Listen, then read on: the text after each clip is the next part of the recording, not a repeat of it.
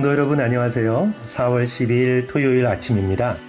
우리 다 같이 찬송가 384장 부르시고 함께 말씀 나누도록 합니다.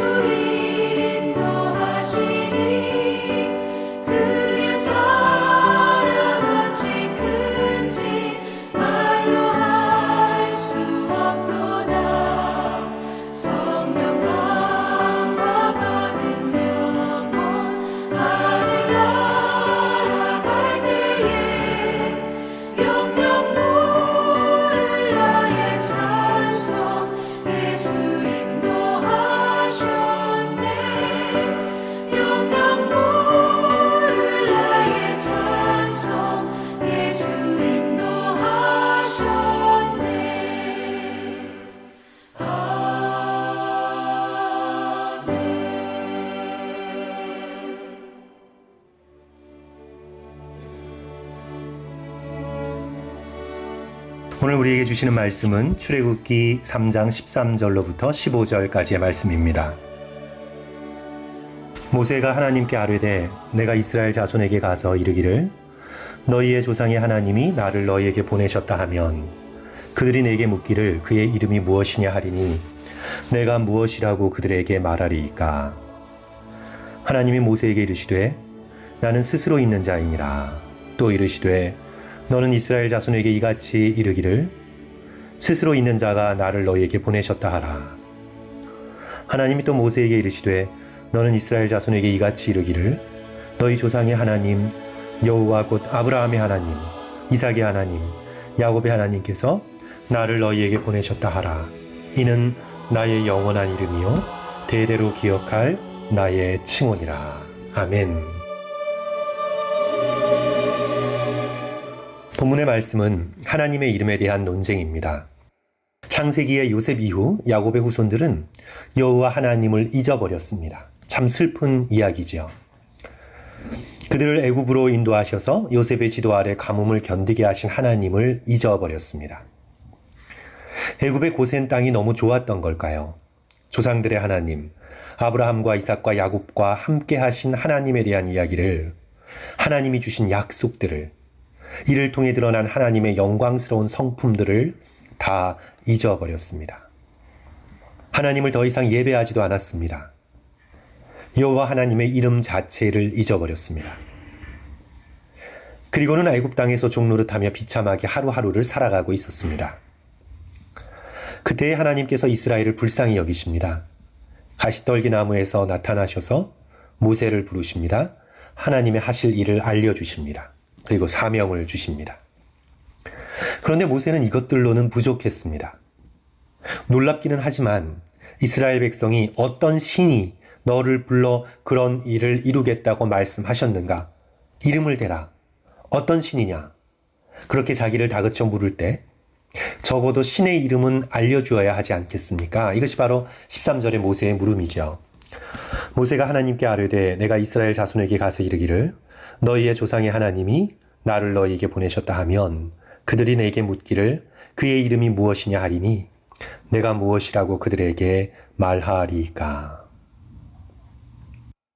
이 질문에 하나님께서 당신의 이름을 말씀하십니다. 나는 스스로 있는 자니라.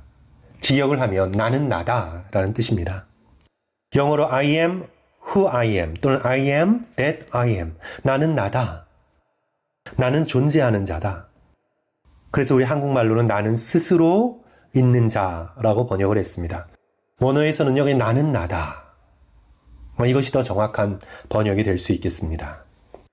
성도 여러분, 이 이름이 아닌 것 같은 이 이름, 이 하나님의 거룩하신 칭호, 여호와 하나님과 관련이 있는 바로 나는 나다라는 이 이름이 하나님에 대해서 오늘 우리에게 무엇을 알려주고 있을까요? 첫째로 하나님의 권위입니다.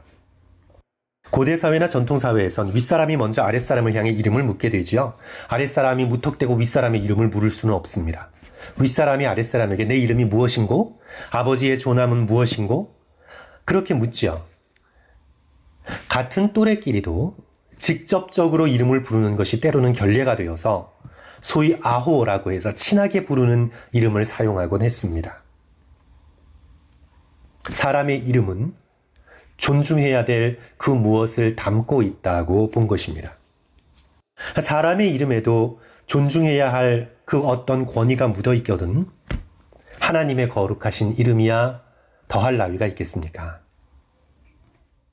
하나님께서 오늘 이 본문에서 밝히신 이름은 정확한 의미에서 이름이 아닐 수 있습니다. 누구냐 묻는데 나다 라고 대답하는 게 이름이 아닐 수 있는 것처럼 하나님께서 여기서 나는 스스로 있는 자다. I am who I am. 나는 나다. 정확한 이름이라고 말하기는 어렵습니다. 하나님은 인간의 입술로 오르내릴 수 있는 그런 존재가 아닙니다. 지극히 거룩하고 영광스러워 감히 이름조차도 부를 수 없는 높고 높으신 분이시다. 그저 나는 나다. 나는 존재하는 자다. 옛부터 지금도 영원토록 나야말로 현실 그 자체인 나는 나다. 란 이름으로 하나님께서 알려지기를 원하시는 거죠. 하나님의 절대적인 권위를 우리는 이 하나님의 이름 아닌 이름에서 깨닫게 됩니다. 둘째로 하나님의 신비입니다. 고대 사람들이 신의 이름을 원하는 이유는 주문으로 쓰기 위함이거든요. 신의 이름에 능력이 있다고 믿어서 그 이름을 자기에게 유익이 되고 다른 사람을 나쁜 사람을 경쟁적인 사람을 해하는데 주문으로 사용하려고 합니다. 우리가 신약의 사도행전 19장을 보면 재미있는 에피소드가 나오는데요. 사도 바울이 예수 그리스도의 이름으로 이적을 행하는 걸 보자 마술하는 어떤 유대인들이 예수의 이름으로 주문을 사용합니다. 이들 중에 이제 스게와의 7 아들이 있었는데 악귀에게 예수의 이름을 사용했더니 그 악귀가 이들에게 달려들며 말하죠. 내가 예수도 알고 바울도 알거니와 너희는 누구냐? 귀신 쫓아내려다가 자기가 귀신이 들려버렸습니다. 이렇게 신의 이름은 능력이 있어서 신의 이름을 많이 알면 알수록 좋다는 생각이 고대 다신교의 문화 속에 널리 퍼져 있었습니다.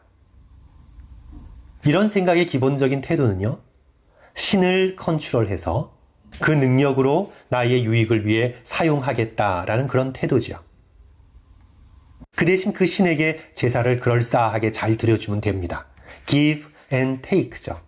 일종의 영적인 거래입니다. 이런 상황 속에서 하나님께서는 당신을 특정한 이름으로 불려지는 걸 거절하십니다. 나는 너희들이 그렇게 이름만 쏙 뽑아다가 너희 스스로의 유익을 위해서 give and take 식으로 대할 수 있는 그런 잡신들이 나는 아니다. 하나님께서 지금 그렇게 말씀하고 계시는 겁니다. 나는 스스로 있는 자다. 그저 나는 나다. 너희들의 생각과 너희들의 방법으로는 도무지 알 수 없는 나는 신비의 하나님이다. 그 이름 안에 인간의 생각으로는 도저히 파악할 수 없는 하나님의 깊고도 깊은 신비가 들어있습니다. 인간이 하나님을 컨트롤하는 것이 아니라 하나님께서 인간을 다스리십니다. 하나님은 주문으로 조종될 수 있는 분이 아닙니다. 거래할 수 있는 분도 아닙니다. 하나님은 오직 믿고 의지하여 순종하고 사랑할 수 있는 분입니다. 인간의 컨트롤을 뛰어넘어 있는 절대 신비이신 우리 하나님이십니다. 셋째로 하나님께서 알려주신 이 이름에는 하나님의 성품이 들어있습니다. 성도 여러분, 사람의 이름에는 그 사람이 되어야 할 성품이 있어요. 어른들께서 이름을 붙여주시면서 너는 이런 사람이 되라는 그 성품에 대한 기대 또는 가문, 집안의 기대가 그 이름 속에 들어있죠. 저는 동쪽의 동자와 철자는 조금 약간 드문 철자인데요. 물이 맑다는 그런 의미의 철자입니다.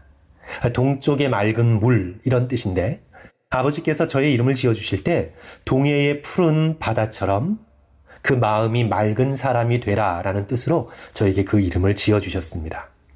그래서 그 이름이 불려질 때마다 나는 맑고 깨끗한 성품의 사람이 되어야 한다. 그런 목표를 은연중에 가지게 되는 거죠. 현대에 우리의 한문의 이름의 뜻이 얼마나 의미가 있던 없던 옛 고대 세계에서는 이름은 그 사람의 사람됨, 그 사람의 성품을 드러내 주었습니다. 그러면 나는 나다라는 하나님의 이 이름이 아닌 것 같은 이 거룩하신 이름 속에 드러난 하나님의 성품은 도대체 무엇일까요? 나는 나다라는 이름과 여호와라는 이름이 연관이 있습니다.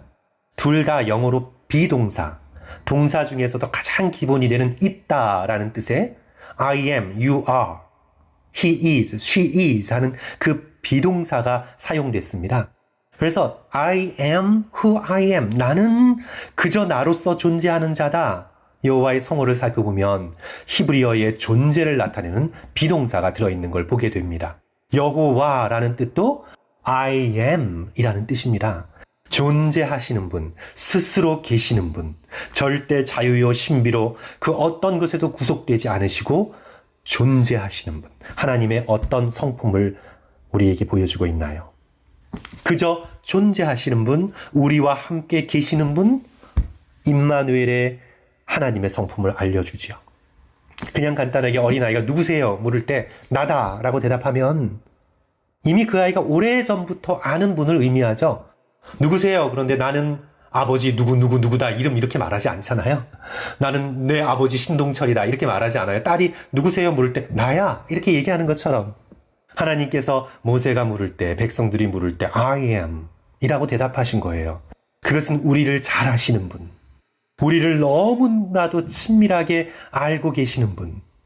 이스라엘은 하나님을 잊고 있었지만 하나님께서는 이스라엘을 절대 잊지 않으시며 항상 함께 하시며 돌보시며 인도하셨던 분. 임마누엘의 하나님의 성품을 하나님의 이 신비로운 이름에서 우리는 깨닫게 됩니다. 성도 여러분, 하나님은 우리와 함께 하시는 분이십니다. 떠나지 않으시고 늘 함께 하시며 우리와 동행하시기를 기뻐하시는 하나님이십니다. 그 하나님께서 이스라엘의 고통을 아시고 부르짖음을 들으시고 함께 하셔서 구원해 주십니다. 마태복음 28장 20절의 선언이지요. 볼지어다 내가 세상 끝날까지 너희와 항상 함께 있으리라. 사랑하는 성도 여러분, 오늘 본문에서 계시된 하나님의 거룩하신 이 이름을 통해서 하나님의 영광스러운 권위, 하나님의 놀라운 신비, 하나님의 자비로운 성품을 느끼시기를 주님의 이름으로 간절히 축원합니다. 바로 그런 놀라운 성품을 가지신 하나님과 매일매일 동행하시는 성도로서의 놀라운 축복을 누려나가시는 저와 성도들 되시기를 주님의 이름으로 간절히 축원합니다. 기도합니다.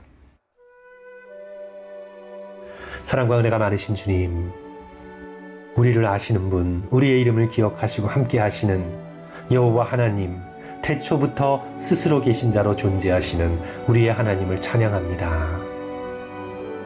그 하나님께서 우리를 이토록 사랑하시고 돌보시니 우리가 때로 이 세상을 향해서 이름 없는 자처럼 여겨져도 하나님께서 기억하실 이름이 있음을 믿고 주 여호와 하나님의 거룩한 이름을 영원토록 높이며 찬양하겠습니다.